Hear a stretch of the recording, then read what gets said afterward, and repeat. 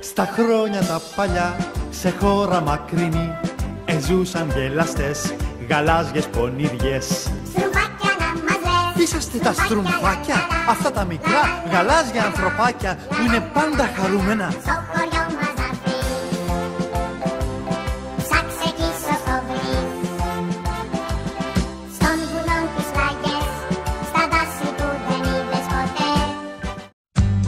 Εμπρός, Στρούμψ, γρήγορα στις τάξεις σας για μάθημα.